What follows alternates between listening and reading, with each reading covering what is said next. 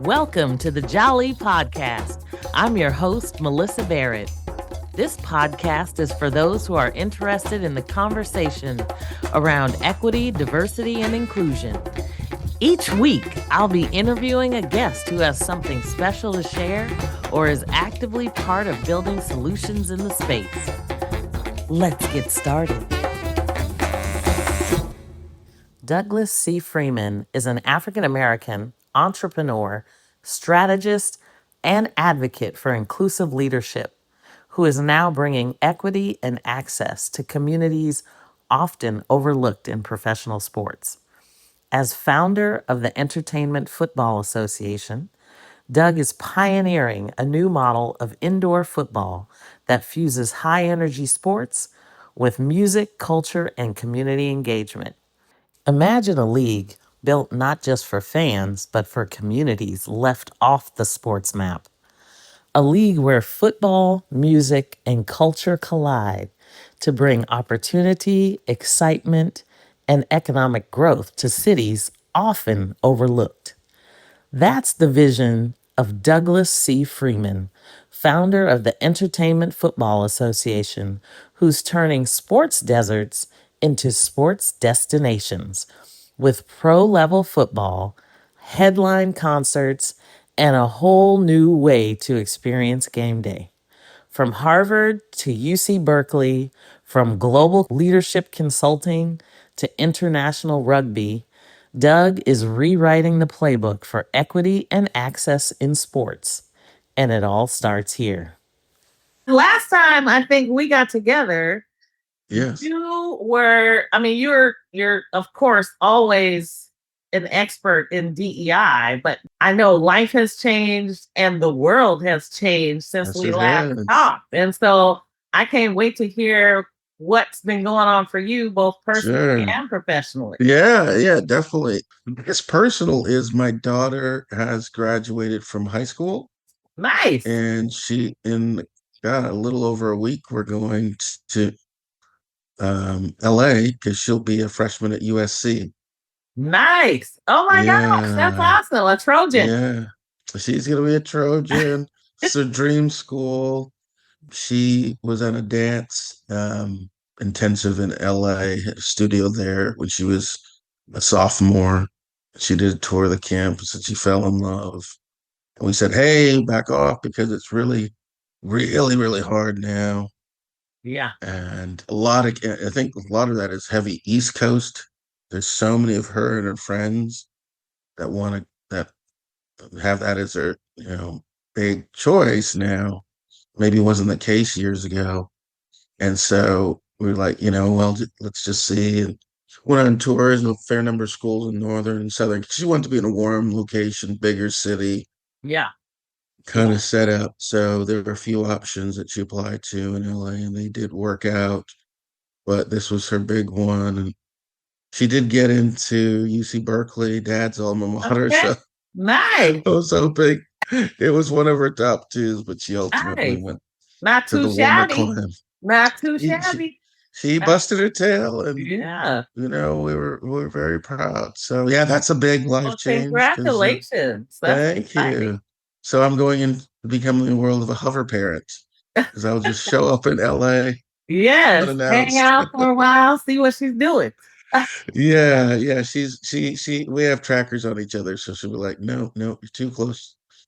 Stay with your friends an hour away or something. So that's the biggest, personal. That's a big one. Yeah, that's a big one.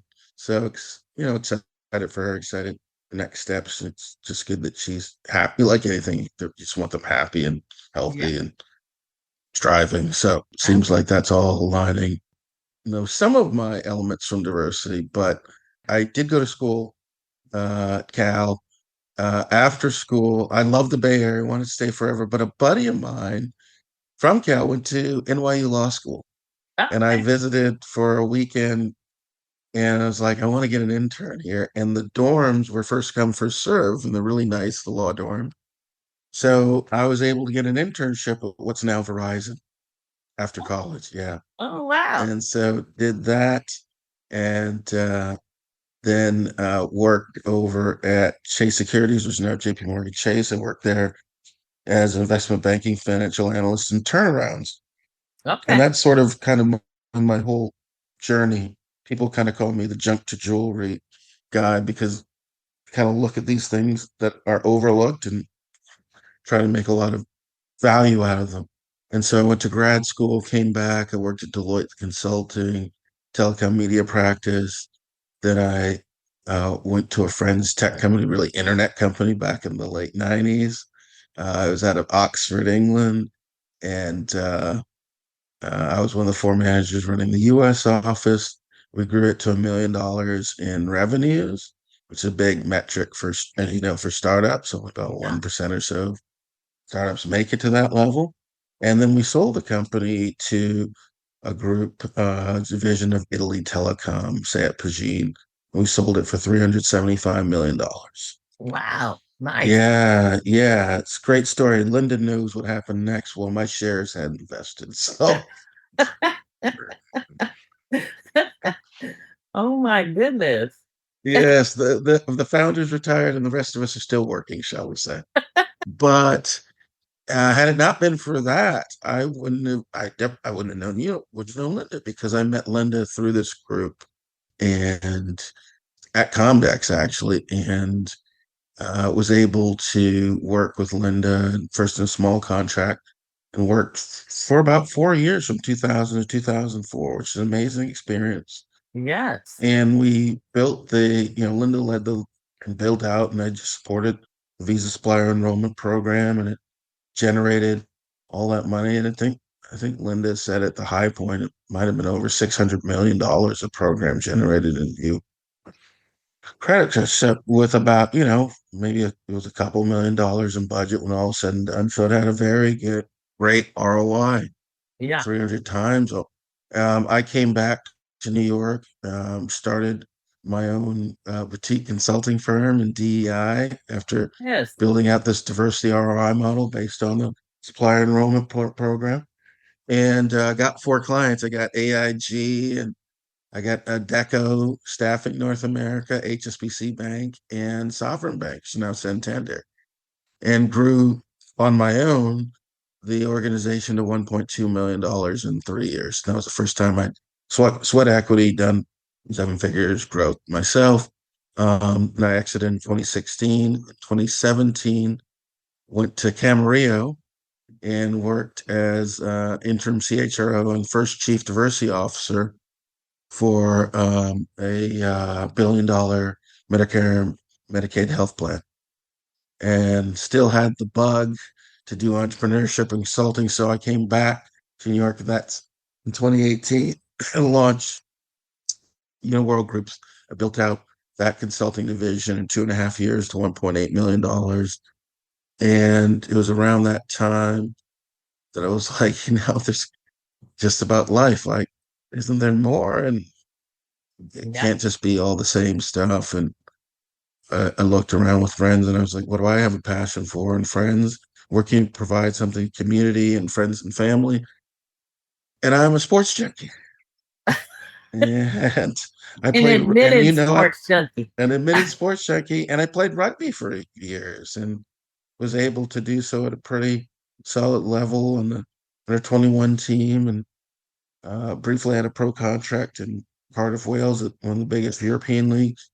So experienced that. It's kind of cursing through my brain veins, excuse me, all this sports stuff. So I got and all the growth trends are looking, you look at the data, sports is growing globally.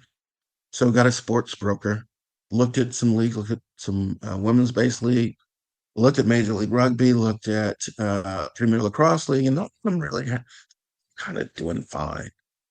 And came across an indoor football team in Amarillo, Texas. Oh wow. And if I don't know, Melissa, if you've seen indoor arena football game either on television before. So it's really cool. It's played basically in a hockey arena. Okay. So you take out the boards, take out the glass, you slap down a turf. It's about, 50 yards instead of 100. It's about half the size. and it's very intimate because it's, a smaller indoor setup. So when I was at this town, Amarillo, about a town of 300,000, the Panhandle, top of Texas, and at an arena of about 4,800. They had Saturday night. They had about 3,000 fans. They turned off the lights. The DJ from Dallas pumped this music. They had the WWE flares. Then a flatbed truck came onto the field with girls throw it. And we're like, oh my goodness, what is going on? And then you see the players, Melyssa. These are just like the ones you see in NFL, the big, the fast. They come from all the top schools. They're from Texas Tech and Texas and Alabama and UCLA and Oregon, Michigan, UConn, and the scores are high. It's like 70 to 65.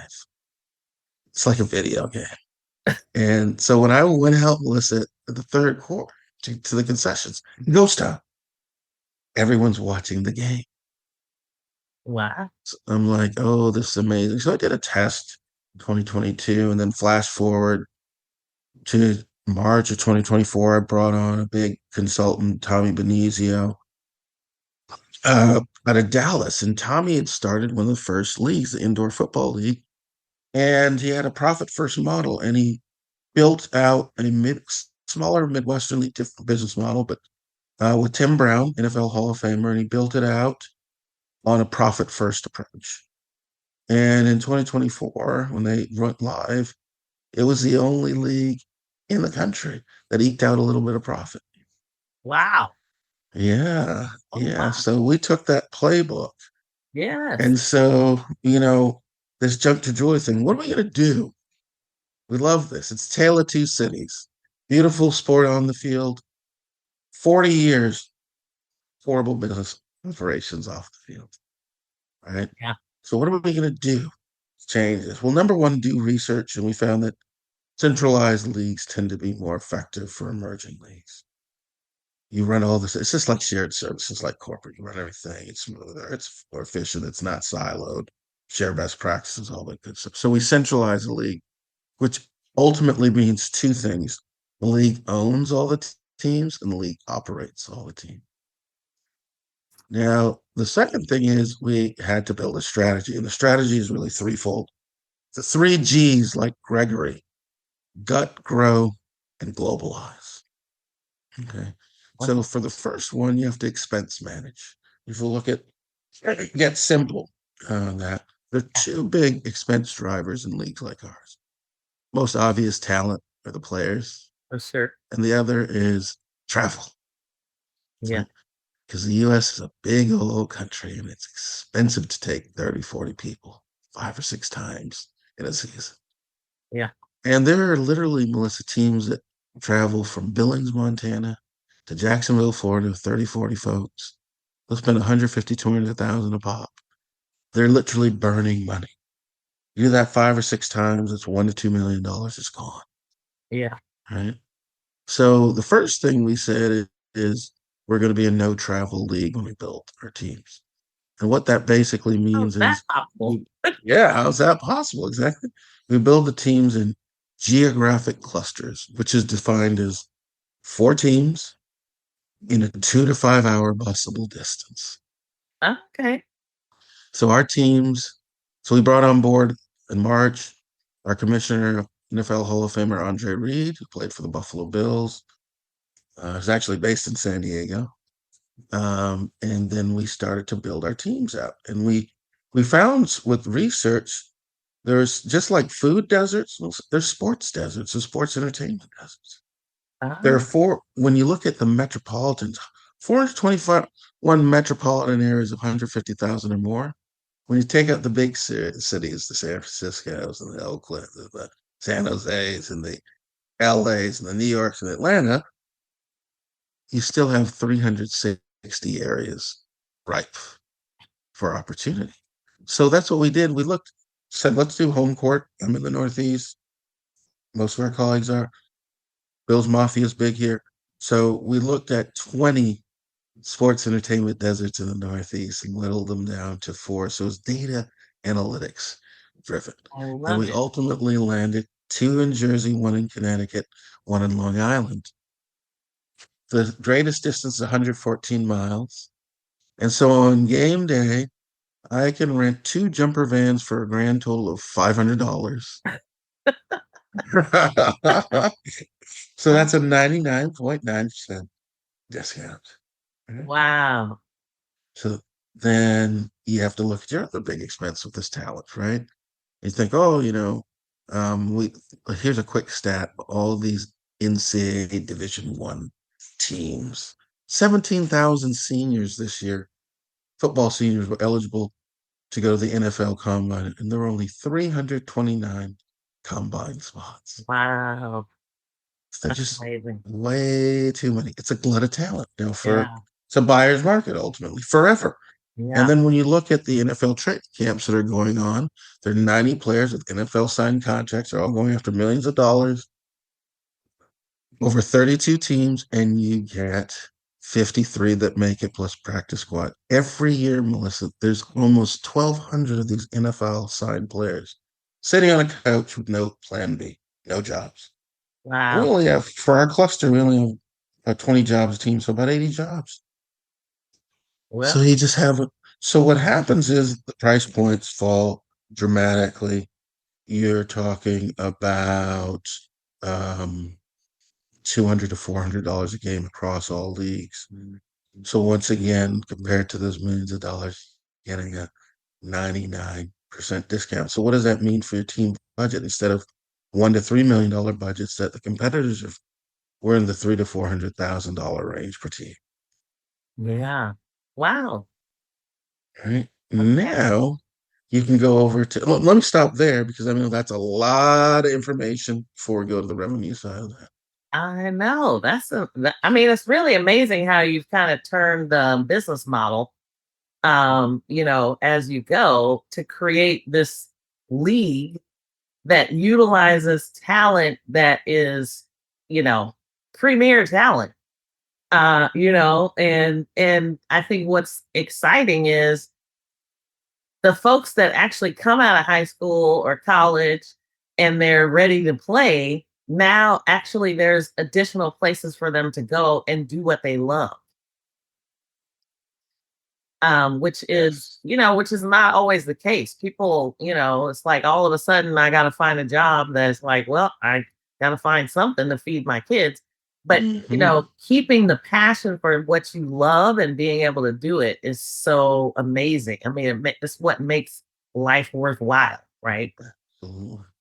So Absolutely. I love the fact that, and I love the fact that you have all of this built in, it's like, let's do the research and the analytics. I never really thought about a sports desert. Um, Is that yeah, crazy? yes. I mean, No, is it? but I love the way that you guys have thought about it because you're absolutely right. I mean, there's so many opportunities for, this country to do so many Hmm. things we haven't done, Hmm. and bring them to people that haven't necessarily seen it, which, Right. in my mind, you as a diversity expert, diversity, equity, and inclusion, you're bringing equity everywhere you go, which, You're absolutely right. so You're I was going to ask absolutely you right. how your worlds kind of intersect, but I'm, It's a you've nailed it. It is interwoven. yes, So you're absolutely right. We are creating access, opportunity, equity, so many different levels. So it starts with the player. And what we're giving jobs where the jobs don't exist. And yeah, the goal is to have 30 teams by 2030, which is 8 clusters. So lots more jobs domestically. And ultimately to have global clusters and have jobs all around the world for the other piece from an equity and access and development perspective is we're not just going to have players show up. These are primarily Black men. hmm, And we're here to develop the whole player. So we actually have when I say named, a sponsored partner group in Long Island, $1.3 billion asset manager called Liebenthal Financial Services. and it's called the Liebenthal Financial Literacy and Careers Academy. Oh, wow. So for the players in season, we will have obviously financial literacy, ethics and leadership development, health and well-being, life coaching. For those get to the level, tier one beyond tip, there will be mentorship and capabilities there. Entrepreneurship, sports to careers, we can get people jobs in season, out of season, insurance modeling, and more. And these elements will not just be face to face, but they'll continue and workshops will go on all year round. And it won't be restricted just to players. Those players that are in other leagues can come in as soon as they sign up and register. So we're here to develop a whole player. We're also using this as an attraction and a retention tool to differentiate ourselves as a Mhm. league. We only have seen, like, for example, the Canadian Football League, the CFL, their Players Association Academy. We haven't seen something like this at any league level anywhere in the world. So this is a big differentiator, is a big giving back to Yes. the players, and it's a big development piece, and it's a big contribution to make these players great contributors to society moving forward. So that would be another example of how, and then to the other to staff, we have so many women and people of color participating. Chief Teams Officer Rita Lee, or Chief Entertainment Officer Rita Lee, African American female Lisa Giamo, our EVP of Projects, who was also with us at UWG, Asian female. Uh, our coach Tracy Curtis at our Danbury Diesel Connecticut team, first female coach of a pro men's football team. Wow. Okay, That's amazing. I love the right, history. right, and Jot then when you down look that history as you at go. you just do it, and you have an NFL Hall of Famer, black male, Andre Reed. Rarely you don't see, by and large. We have, and these, from an access and equity, these sports entertainment cities, we're building out these cities and we'll be branding them in ways because we have a RSN, a regional sports network deal with MSG Network. So that goes in, that's home of the Knicks and Islanders and Rangers and Devils and Sabres, goes into 10 million homes in the tri-state area. All of our cities and businesses get branded through that. We have something called the Creator Sports Network. So you got the 40 plus demographic through that platform. Creator Sports Network is based in LA. It's former head of Twitch Sports, the gaming network. And he has, Barrett Prince has 215 live stream content creators, basically primarily gamers. So when we have a game going on, we will bring a brand, pay us money to get to that demographic. Barrick will get, the specific communities and we'll guarantee 250,000 viewers. And now we've covered 15 to 40 Nice. on the demographic side as well. So once again, more equity, more exposure to a broader audience, not just the usual suspect viewers on the cable or RSN network side. And that gets the towns. And so we're doing an economic development play. You could almost call it a baby Deion Sanders. Danbury will be branded across the tri-state area and around the world through our Creator Sports Network. Right? I love it. Let's pause for a moment. We'll be right back.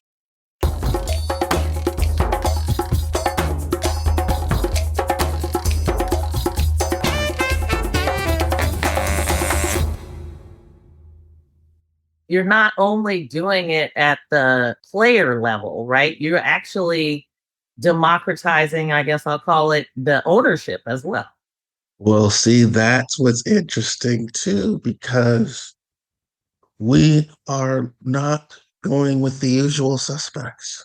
Look, at overtime, look, Melissa, I'll tell you, I was in Riyadh, Saudi Arabia for the first time in January. I spoke at the Middle East Sports Investment Forum hosted by the Ministry of Investment, and that's where the action is. But those are 25, 50, $100 million checks. However, you have to build relationships now. You have to get on the ground now. You have to be serious now. So that's one reason we went there, spoke on the sports entertainment panel, built a great set of relationships. And one of our partnerships is with the oldest and largest sports entertainment law firm, the Group. And we're going to have first ever pro football game of any sort in Saudi Arabia after Ramadan in March of next year. Two Saudi teams, two U.S. teams, Saudi U.S. Hall of Fame Cup, doubleheader on Friday, doubleheader on Sunday. So, we're starting to embed it. And yes, we know that's when the usual suspects would show up. So what we're trying to do now is diversify, Yes. get access and opportunity to the new base of investors so that when these larger players, folks that we're going to have to rely on, the institutions, well, our investors will have accrued tremendous value. Yes. And they, right? So there's a virtuous ecosystem there. Our folks get in early at whatever appropriate level. Well, yes, when these folks come in, the valuation's 5, 10 times more. Yeah. Yeah. So we've not only brought our folks in, we've created wealth and enabled fairness in the system where it's not just the big players that can accrue wealth. It's everyone who wants to as well. So, your question really is practically every strand of our model has DNI infused in it. Yes. I love it. Well, Practically every single one. and this is the way life is supposed to be, right? I mean, Yes. I love the fact that literally at every level Hmm. you have changed the game. Which is awesome. And I don't think we've actually mentioned the league name yet. So Yes. So I it's the want to make sure you get so, that out there. so it's the Entertainment Football Association. It's a fusion entertainment, sports, technology, culture, fashion, globalization. Right. And the idea, and it has a sport tech lab that has already, we've partnered with a phenomenal group also connected through our chief teams officer, Tommy Benizio. It's a group called Fan Club, Fan CLB. And actually, I'm still excited about this. I'm going to try to use my tech skills and see if I can show you on this just the draft because it was used with Tim Brown and the league in the Midwest and Tommy's league they built. Huge success. Fans coming on board.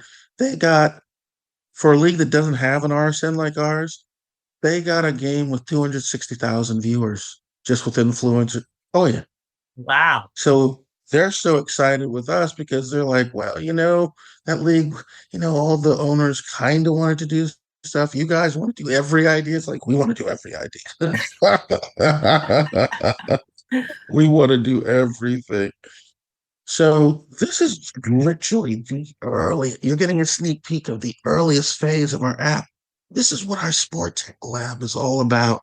We actually have a partner in New Jersey, Helix Wireless, that's already named our lab. We just have to do some paperwork, but they're like, they want to do AI stuff with placement of the ball, or so it will kick in tail end this year to 2026 because they just don't have the bandwidth, but they've gotten dibs on our lab. Our lab has 3 tiers, the actual games and the generation of content. Okay. Then the creator sports network is tier 2. And then this is tier 3. This is the ultimately the app. This Yeah. is where fans can go every day, get rewards and points, activation with sponsors, talk to players. Players can sell training. If you want to do a training with a player, you can Okay. also, like you do you want to sell mentorship, like all sorts of cool things, fantasy, uh, someone with gaming, merch, simulated games, other streaming. We're unveiling something called the Golden Tryout. And this, Melyssa, is where American Idol meets football. Oh wow. So we're going to be giving up to 10 contracts. No. Yes. And Our season will start in end of October in a tournament fashion. Okay. So we call it Trick or Treat Tourney Week. So we'll do that tournament, then we'll then we'll do Middle East, and then we'll have a season with two clusters here in the Northeast, and will likely be the Midwest, Mid Atlantic, TBD. So for Trick or Treat Tourney Week, the first 2 days are the Golden Tryout, and one of those contracts will be selected by the fans. Oh, interesting. Okay. Yes. I So love it. now you can see people we watch within 48 hours. There's games. That's a Saturday, Saturday, Sunday. It's like the 25th of October to the 1st of November. Tuesday, Thursday, Friday games. So literally within 48 hours of getting a contract, you're live in a game. Wow. That's amazing.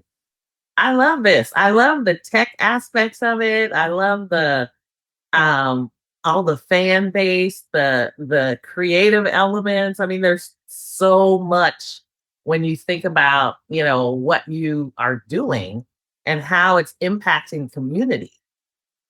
Right. Oh, it's amazing. I love this. Yes, because people talk about how sports is a unifying force.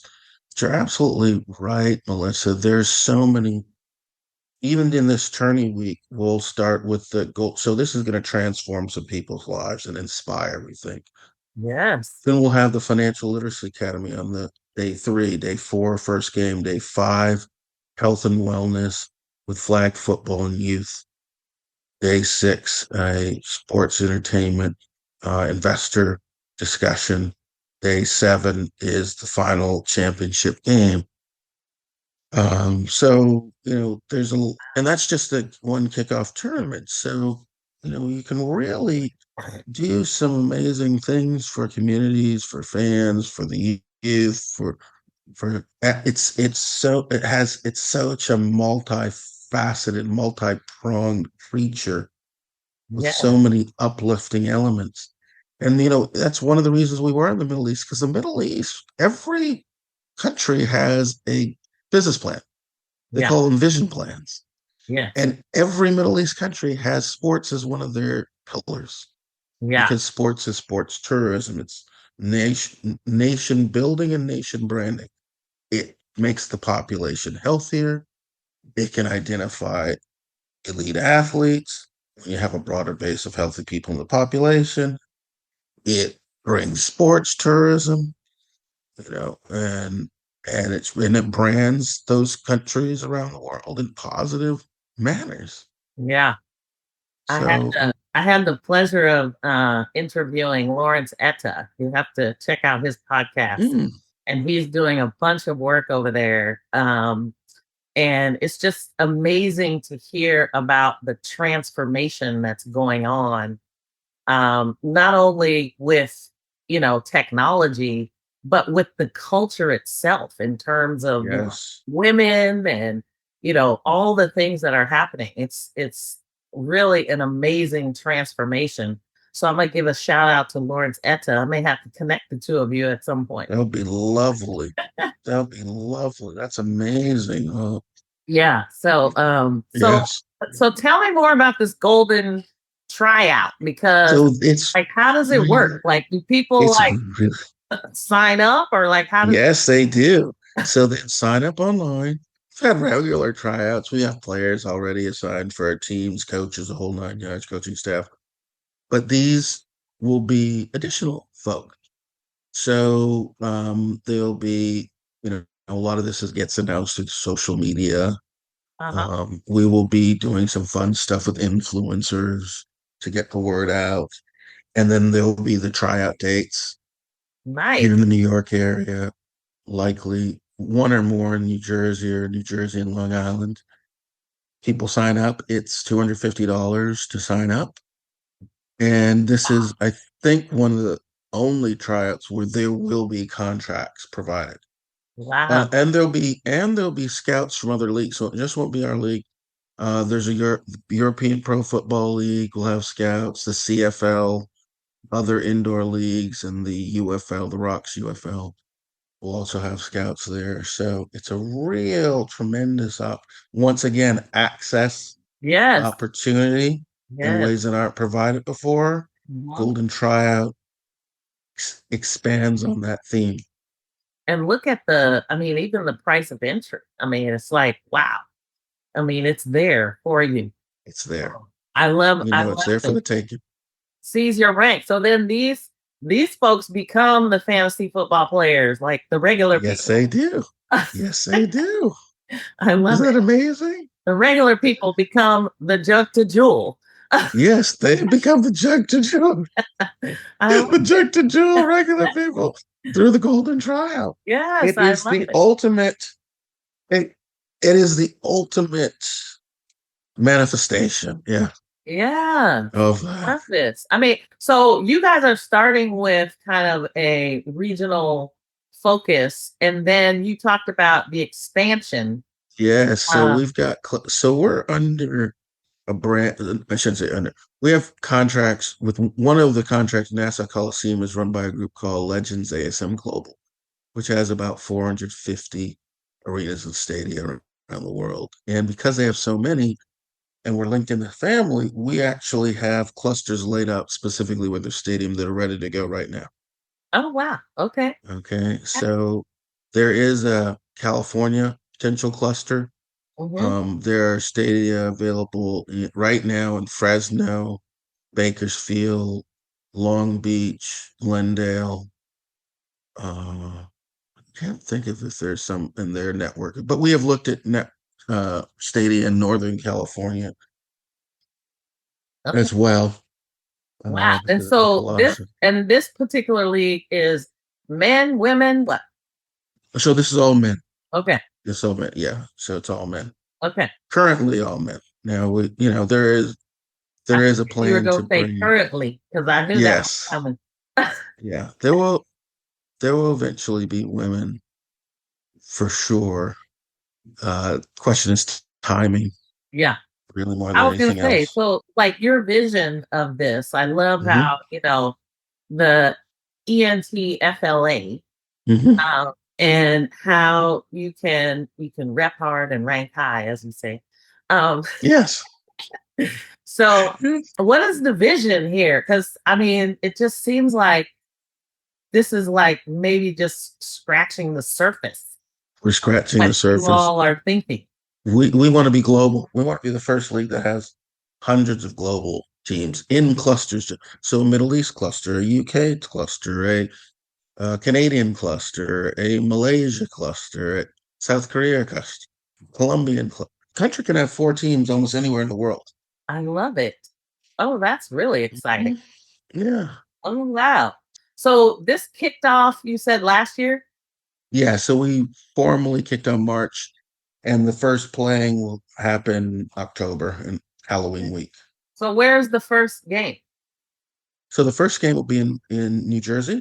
So it's a Okay. semifinal game. So it's a tournament style. So a tournament, it's just like it's a final four. It just happens we have 4 teams. So Okay. 2 semifinals and a championship game. Nice. We've been very fortunate. We have raised capital. We had a goal of $1 million, and we started in December, and then we had a huge boost May, June. We got an NBA Hall of Famer investing in that. We got MSG Networks around that time, and we've just had a lot of momentum. Since then, the sports world as a whole is taking greater momentum. You may have seen that the LA Lakers have been sold for $10 billion. That lifts all boats. There's just tons of private equity investors.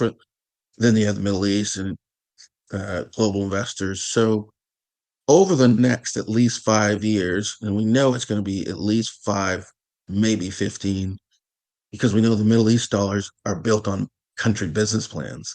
Mhm. So those dollars will be flowing probably 15 because FIFA is happening in 2034 in Saudi Arabia. So those dollars just continue to flow around those major events. So at least from a Middle East perspective, you're talking 10 to 15 years of heavy duty sports investment. We think private equity will probably follow the same path. So you're talking a decade or more of basically like the old internet days. It's very frothy. People flood in. They're very few assets. So when you get in now, it's for something that's solid and has a good sustainability model, and you want to see profit as early as possible, because that shows track record. Then you're a very valuable asset out the gate. And Yeah. so that's why we brought in investors to participate in this, so people from all sorts of backgrounds can do so.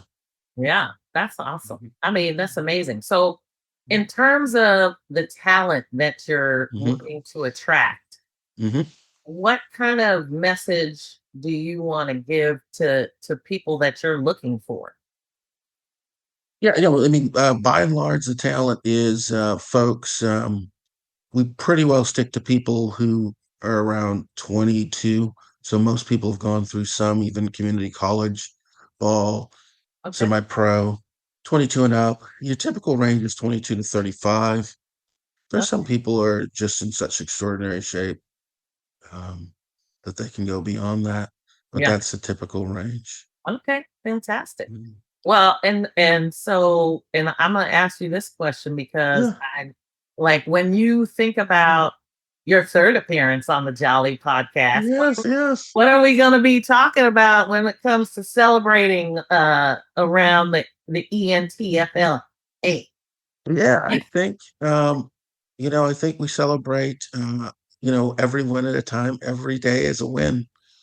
Yes. And we have worked hard, a lot of people, to get to this point. And I think we just continue along the track. Our goal is 30 teams, 8 clusters by 2030.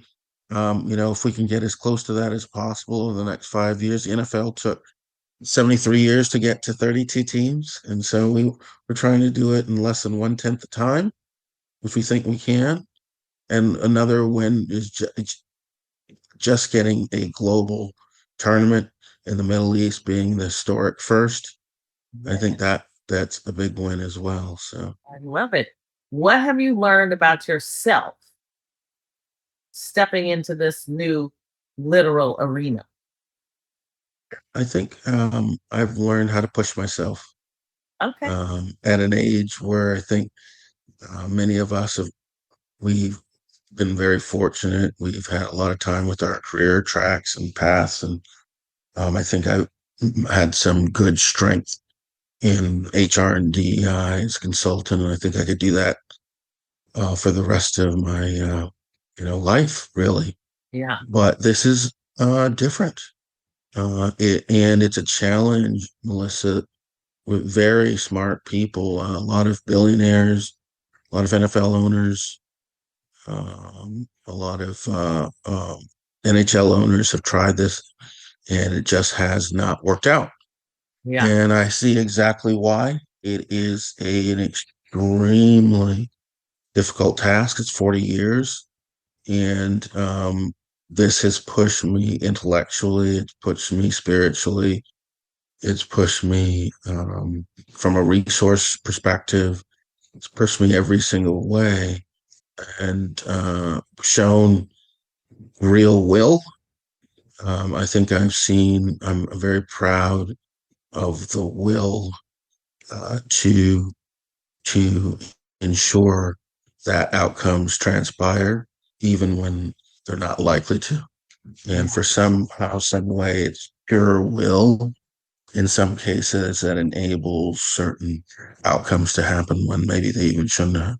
So I'm very happy and proud, and proud of the people who have been so passionate. They too have expressed such great resilience and will and stick to itiveness and perseverance. Not the talked about version, the one that you have to just live through. Mhm. And there's some things that could be tough psychologically, they can be tough physically, they can be tough economically. And people have done it. So I think that's the biggest takeaway for me. That's awesome. What a great way to close out the episode. Thank you. So thank you so much. This has been You're like welcome. really, really interesting to learn about. And I just I honestly cannot wait to hear more and look forward to Sure. delivering more messaging out here on Absolutely. what you're doing. Because I think I mean, I live in an area that's not, I'm sure Mhm. probably has Mhm. some sort of sports desert. I don't know. Yeah. We have some sports, but we Mhm. got a lot of deserts out here. And Yes. so it'll be interesting to see how, uh, how your expansion just continues to grow. Because I have a feeling you guys are going to have to accelerate because there's going to be people wanting you everywhere. That's what we hope. That's what we hope for. So That's the blessings happy to hope. you. Blessings to you Thank you. for Thank sure. you. And same to you, Melissa. And yes, wish you the best. Thank you so much. Thanks for joining me on the Jali podcast. Please subscribe so you won't miss an episode. See you next week.